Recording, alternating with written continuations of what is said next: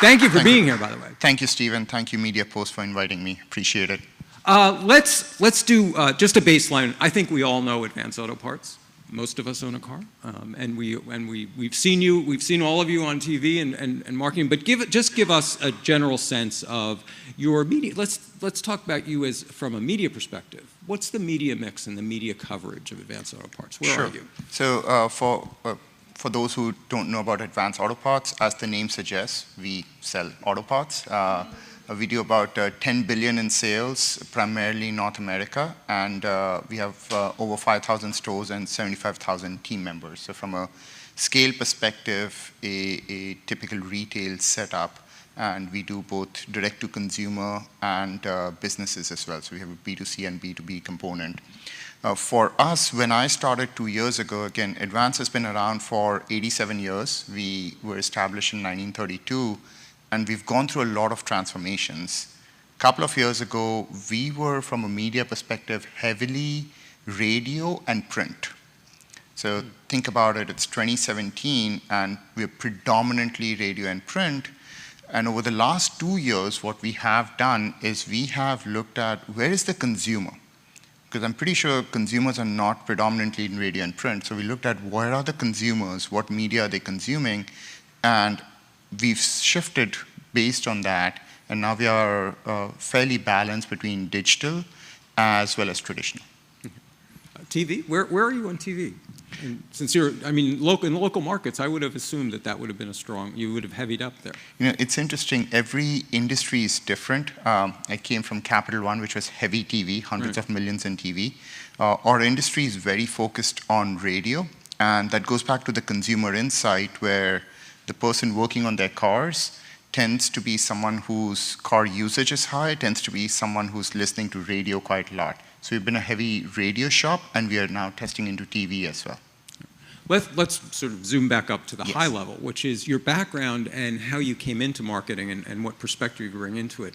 You were very much a left brain thinker coming into a right brain world, and that you feel in your experience, that's actually been of great benefit to you. Why don't you tell us a little bit about your move across from left to right and how that's taken place at Advance Auto Parts? Absolutely. If I look at the field itself, and all of the practitioners over here would attest to that, marketing became a data and technology game about a decade ago, right? And around that time, I moved from analytics into marketing.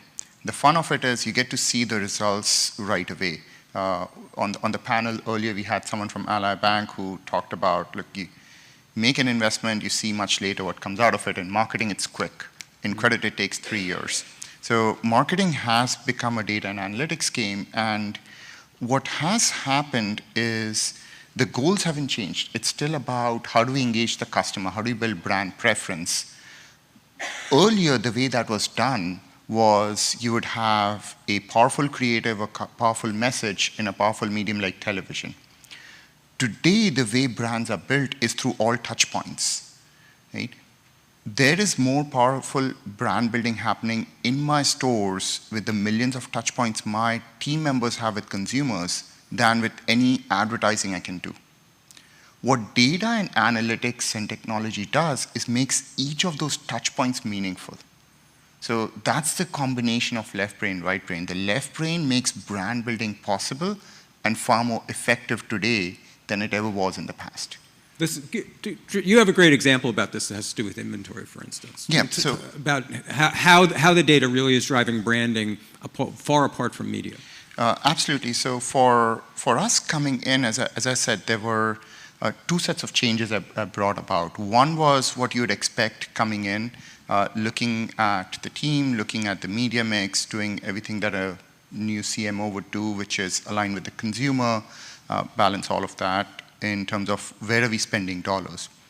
But the other one was where's the consumer? And the insight about the consumer in our particular industry is if you walk into a store, let's say you have a 2010 Toyota Camry, you do not care if I have parts for every other Toyota or every other year or every other year make model. You only care about the year make model that you need and the part that you need, right?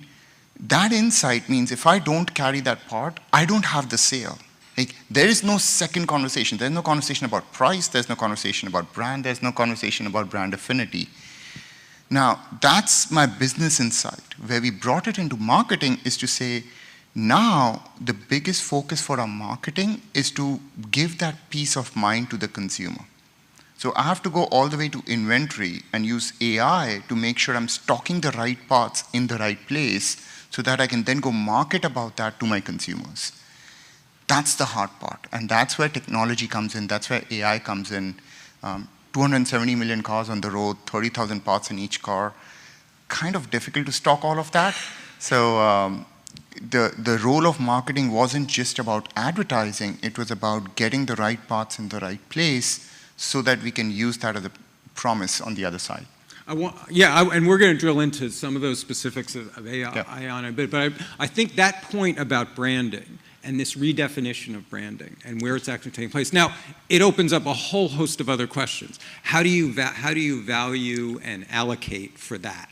When you start thinking in those terms, we're no longer in a world where we're just having arguments about performance spend versus brand spend. Yes. Now that field has broadened, and now we're talking about inventory. Yes. So just briefly, how do you start allocating and conceiving of how you are spreading and allocating resources when you're thinking this way? Not easy. Let me start with that. Absolutely. Let me start with what are the KPIs that we are going after, because those determine how then the allocations get done. Okay. So we've talked a lot about KPIs this morning, and for us it starts with, the role of the CMO has changed. CMOs are no longer keepers of brand KPIs or marketing gurus. You're driving growth, right? My job on the team is to drive growth, is to drive footsteps, traffic, revenue, profitability.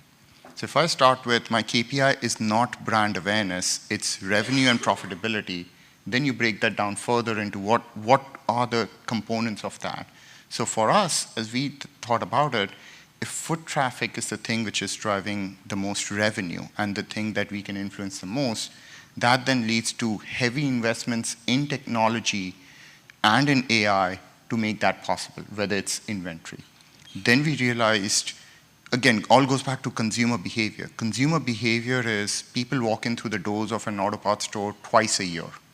That's not high frequency, right? You're talking about a needs-based system. So how do I predict when somebody is going to have a need and hit that person with a message at that point of time? And it goes back to, I need to know that your car is likely going to need brakes in the next 2-3 months for my marketing to be effective. It doesn't matter how much oil I'm trying to sell you. So much more around where am I doing my inventory, much more around how do I predict your need. If those are my consumer drivers, it then becomes a lot easier for me to say that's where I'm putting a lot of my investments and a lot of my focus. The media is there to support that. So marketing is there to support my consumer need, and how do I meet that need better? Well, okay, then tell us a little bit about how that's impacted media, both in, say, creative, but then also in actual allocations and distribution. Absolutely. Again, it's starting with the consumer behavior in our particular vertical, in our particular industry is nobody's browsing an auto parts website. Well, some people are, but most people are there spear fishing. And if you're there with a need, with something particular in mind, you start with search. So our mix of dollars in search has gone up dramatically. Now, is that surprising? No, it isn't. But it's getting that basics right, figuring out not just we need to do more search, but who's going to be in the market? How do I use failure rate data on cars? How do I use their past history and my first party data on what I have to then figure out what am I doing in search, both organic, paid, and also on my website. So that's a case of starting with the consumer truth, which has led to pretty significant shifts in our media mix and bringing data to make that media more effective. Another example of that would be, we see that especially as it relates to car and car repairs, people are looking for advice, whether it's on YouTube, whether it's on reviews, whether it's on social. How do we insert ourselves in those conversations without it feeling like an ad? So it's much more around how do we support, how do we provide the how-to content. So social has become a big part of our media mix as well based on that. So starting with what is the consumer behavior, and then how do I make data and how do I use data and analytics to make my channels much more effective? Does that mean that you're moving away from those traditional big brand building exercises on not only just radio and print, but also elsewhere, and moving towards this kind of, say, much more targeted how-to data, how-to content is actually building brand better? Yeah, it's both, to be honest. So what we found is we were in an either-or situation, whether it was by category or whether it was by brand, where we would say, this is always a mass brand, go radio, go heavy up, or this is only when someone is searching for it. What we're finding is through testing, through whether it's media mix modeling, MTA, and one-on-one testing, it's that mix of both that works. Just because broadcast media is difficult to measure doesn't mean it doesn't have value. If anything, cracking the code on measurement of broadcast media has helped us increase investments over there also with higher ROI than what we were getting earlier. So we're doing both, and we're finding value in both of them. Where are you finding where are you driving high-level awareness? Because that's key to all of this, because they're not going to recognize your brand when you get these more specific instances of hitting them in search or hitting them on social without that broader awareness. Oh, it's advanced. Exactly. It's a trustworthy brand.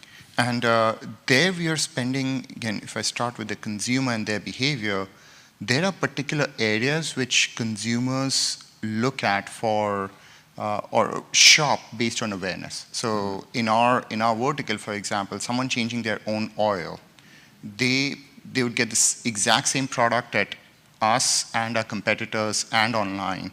So those are places where brand affinity starts to make a difference. So those would be the areas where we would be spending dollars, and whether it's we've tested into terrestrial radio, local radio, the streaming with Pandora, that's been fairly successful, and we're getting into both linear and OTT, and seeing that it's that mix which starts to come in and be really effective. The key is the measurement on the other side of the media. Yeah, I was going to ask you, since we mentioned attribution in the last panel, where are you in terms of attribution modeling? Are you doing this all is this home built? How are you doing it? It's a combination. So let me start by turning the clock back. Again, what was discussed on the panel is something which most marketers face as to how do you go through attribution, and even more so retailers, because retailers tend to have a view of the world which has been static for longer than it should be. So for us, we've started with everything has to be incremental attribution. If we cannot measure incrementality through attribution, that's a problem. Like, those investments we would have, but there'd be a sunset date on those. That initially forced a lot of cultural change, because if you think about it, if we've been doing a particular channel, let's say print or radio for 30 years, there's an organizational inertia to move away from that. Investing in testing, so one-on-one testing, media mix modeling, and MTA, and a combination of those has helped us get better insights on what the returns are. This is where it actually helps to match marketing KPIs to business KPIs. Because we didn't just say, here's my reach frequency. We talked about what is the revenue and profitability we are driving. Once we talk in terms of the rest of the organization and the business, it becomes a lot easier to change behavior and change habits than to say, I'm going to reduce my frequency, but I'm going to increase my effectiveness. I probably should have asked this earlier. How sophisticated is your data harvesting on site at retail? And how are you tying actual in-store behaviors back to digital behaviors? Not as sophisticated as I would like it to be, but much more sophisticated than we were. So we are able to, we have a loyalty program which we're just in the middle of revamping, and that allows us to tie all of our customer touch points of people who are in our loyalty program, from their in-store behavior, online behavior, and all of the touch points that we provide to them. Every marketer has a different way to stitch it together. For us as a retailer, the loyalty program tends to be the platform which starts to stitch all touch points together, and on top of which we are building, frankly, a lot of our marketing programs. So that becomes a marketing priority itself, Yes. is recruiting people into the loyalty program, because the payoff should be enormous, right? Exactly, and for over there as well, instead of what was this current sale, we are now looking at what is the lifetime value of someone we've recruited into a loyalty program. That led us to conversations around our current loyalty program was not as sophisticated on data and not as sophisticated on how we make each touch point meaningful. That's where we went into using AI into making each of our loyalty touch points much more impactful, and we are starting to see the payoffs of that, where we're able to predict much better what the customer's next need would be and talk to them about that. And that increases retention, which gets us more data, which makes the models much smarter, and that's a virtuous cycle. As you may have noticed from the first panel and all the discussions, at these summits, one of the key questions is, how does all this happen in-house? How do you organize internally? So over the last couple of years, how have you reorganized the marketing team to follow these new KPIs, to think differently? Absolutely. So as I said, when I started a couple of years ago, we were predominantly a print and radio shop. There was still a lot of expertise on that, and we've retained that. We've also retrained a lot of our team members to have expertise in other channels. But that wasn't sufficient. What we realized is we needed subject matter experts. So bringing in SMEs on loyalty, on targeting, on data was critical. I've been on a hiring binge for a year and a half, and I still can't hire fast enough. That's the reality. So that's been, again, goes back to that's what you'd expect from a traditional CMO setup. As we looked at it, we knew that we are not going to outdo our competition by just doing the same things. What was our do different? And for us, that was a bet on AI. So I have stood up an AI Center of Excellence, we call it Advanced AI, within our marketing department. So AI sits within the marketing department as a service to the rest of the organization and to the marketing team. That's a strong group of data scientists who are critical to bringing all of this to life. Same thing with marketing analytics as well, centralizing that and having a single source of truth which feeds the rest of the organization, and a single source of truth for testing across the organization. So we've brought in a lot of talent on those dimensions. How does this AI team communicate with the rest of the marketing group and even the rest of the company, since I think we've already established that your marketing is reaching into areas of the company that maybe it never did before. So I'm curious about, one of the challenges with AI is simply knowing what it's capable of doing, how it can make a whole variety of things smarter. So tell us how having an AI group internally is working to do that. Absolutely. Two dimensions on this answer. The first one was, most of the time, we think that hiring data scientists is the difficult part of the job. It is, absolutely. The harder part is exactly what you said, is connecting the really smart people in data science to business context. Because typically what happens is you have a bunch of these smart people, they come in, and how do you make sure that it doesn't end up being a science experiment? Right? Because these folks are expensive, companies have short attention spans. So for us, it was critical to identify what are the highest leverage areas where data can make a difference. So the inventory example I gave you, nothing to do with marketing. Like figuring out which brake pad to sell in a store in Miami versus Tampa. I never thought I would be learning that as a marketer, but I have to, because that's where my customer is. So for us, it was the best approach I found is, how do you embed the data scientists into those groups? Rather than keep that as a centralized control. I said, I do not get the benefit, I do not get the value out of it. This is your data scientist. I'm a service provider to the organization in saying, these are the smartest people who know this problem set really well. They are yours to work with. My ask is we make the best use of their time. And when that feeling of control goes from a central data science team or a central marketing team into the other parts of the business, it's amazing how fast teamwork comes in. So that, I would say, is probably one of the things as we are standing up any centralized teams.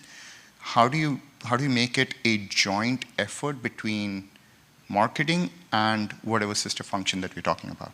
So AI talks a lot of talk at a lot of our own conferences, and I think what was interesting in talking to you is that it's walking the walk within your company. Give us some examples of how it's real. I mean, you've given us some, but give us more about the ways in which you see AI really is impacting the business, both marketing and otherwise.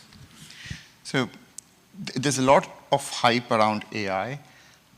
I would say for once, a lot of the hype is real. It doesn't happen very often, but I do see what AI is doing for us as a business. Again, we've been a retailer who viewed technology and data as a cost center. For us to switch and say we're a technology data-driven company, where it's making a difference for us is we're seeing our business metrics improve by step changes.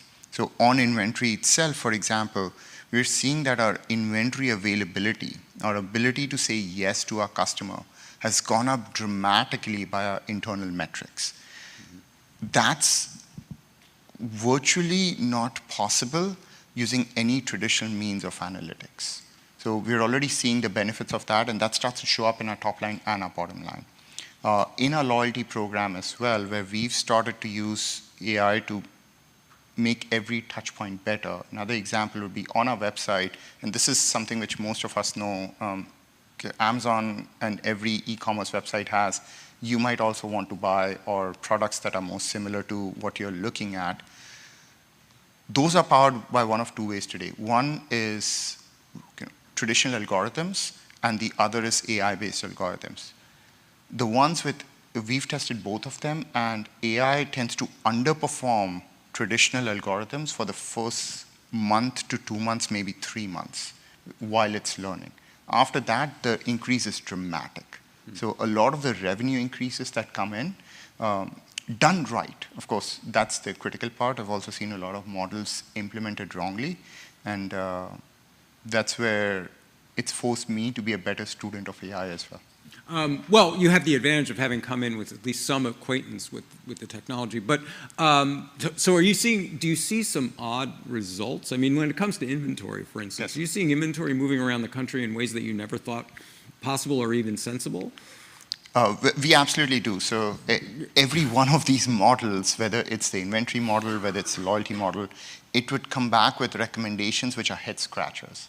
Right? And that's where the data scientists can build incredibly smart tools. How do you pair that up with business judgment to say, this makes sense, these are the boundary conditions which don't make sense? It's much more the things which are non-intuitive that starts to come in. So let me give you guys an example.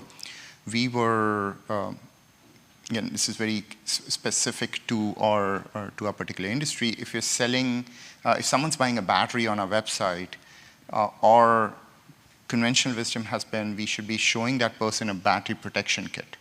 So you buy a $150 battery, you want to protect it with a $3 battery protection kit. That's what we train our team members to do. That's what I was trained to do the first day I walked in, as to here's the attach items.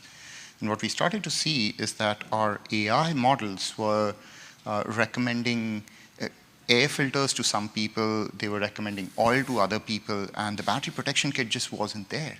And we're sitting there scratching our heads on what happened. We thought it was wrong.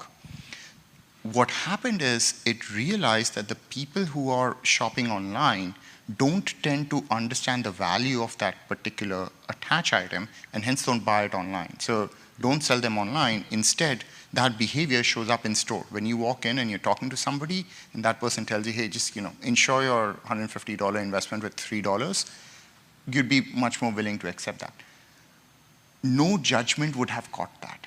AI caught that, and it drove the right behaviors for us. Now, if we'd gone in one direction and said, that's wrong, we would have missed out on a lot of business. If we'd gone in the other direction and said, it's right, we would have made other mistakes where it was starting to recommend engine parts to someone buying a battery. And the point is, no, the person buying batteries doesn't change their own engine. So it has to be so domain specific that it's amazing. And it goes back to my point around the role of the CMO has changed, and how we use data has changed dramatically. I want to turn this over to the audience, so if those of you have questions, raise your hand and Maya will get a mic to you. But I also wanted to follow up on whether you're using AI already in your media planning and buying. We're starting to use it over there, where what we're starting to do is, from a mix perspective, we're starting to use AI to develop what mix are we going to go into. We haven't gone yet to the level of what are the specific media buys that we should be making. That's a much more complex problem to solve, and I think some of the folks in the industry are already doing that well. So that goes into do you build that yourself, or do you go buy that as a service? And that's always a trade-off. That leads me into my wrap question, but I'm going to shut up and let you guys ask a question. Over here. Pietro Bartoli, Digitas. Thanks very much. Very interesting. I wondered if you could talk a little bit more about the mechanics or processes by which you forecast future needs. So in any industry in which the purchases are so infrequent, to your point, it's important to forecast when the next purchase will be done. So both in the context of people that you have deterministic purchase data on, you might say item A broke, item B will probably break 18 months from now, something like that. But then also, how do you try to make such inferences from people that you've never come to your store? Great question on what is the use of data. It goes back to what am I trying to predict, which to your point is failure rates, and at a consumer level. Ideally, we want it at a consumer level. If we don't have that, and it's not an all or nothing, then the next highest level of fidelity we would look at, for example, is in market around a store. So we would say, what is the vehicles in operations in and around a store? And then use that information along with failure rate data that we have, along with what has been our past knowledge in that area, to be able to predict the data itself. It goes back to where we have high fidelity at a customer level, we use that. Otherwise, you use it at a store level, otherwise a region, otherwise a DMA, and so on and so forth. And then as we go further and further up, our accuracy goes down, so hence our investments are also throttled accordingly. Thank you. How much of this is in-house, and how much are you using external agencies? So from a data perspective, a lot of data is a mix of internal and external. So we would have our own sales data and our own CRM data, but failure rate data, product data, all vehicle in operation, that's stuff that we would buy from outside. And then the analytics around this as well. Our strong belief is, if the industry's already done it, let's not just try to do it again for the sake of doing it ourselves. So where there is good off-the-shelf tools which do some of this, we buy that. But the stitching together is something we found tends to be unique to us, and that's what we do in-house. Tell us about the changing rules of the game of martech that you're seeing, and also what advice you have for both all the advertising technology platforms that approach you, but also martech. Martech's a fun space because marketing's changing very quickly, and technology has always been a bit of a whirlwind. So as a result of that, the space of martech constantly evolves. And the biggest challenge I have as a consumer and as a practitioner is, how do I keep up? Just the energy that goes into understanding what's the latest, how do I get value, or even if I decide to invest in the latest, how do I get the value out of it? I think the previous panel said it best, that everyone brings value, but the value promised versus the value delivered, that gap is too large. And on top of that, what is changing in martech quite a fair bit is a few things. We talked about AI quite a fair bit. The other thing is, earlier, and when I say earlier, even 5 years ago, the approach would be, I would have to go to a bunch of niche providers and stitch everything together to be able to deliver a highly sophisticated campaign or any piece of marketing. As consolidation has gone in, the trade-off has been you might get not the best of breed, but integration becomes easier. So what does that look like? So I used to be very much in a you go best of breed, and maybe because I'm getting old, I've now gone into the, hey look, I have to conserve energy. So where I have vertical integration, I would go with that and then spend my energy on integrating niche players where it's truly, truly valuable. And one is to look at it within the marketing ecosystem. The other is martech has been on the leading edge on technology transformation for many organizations. Now, other parts are also catching up. So for example, ERP upgrades for retailers, your order management systems, your warehouse management systems. So another dimension that comes into my decision making for martech is how easy is it not just to integrate within my stack, but within my organization. So if I have an ERP which is running in Oracle, then how easy or difficult it is for me to switch from what I'm doing right now to something which doesn't fit with Oracle. That's energy, that's expense, and that's the kind of operational cost which we need to think about more. Yogi, it's been a treat talking to you over the last couple of weeks. You're a fascinating guy.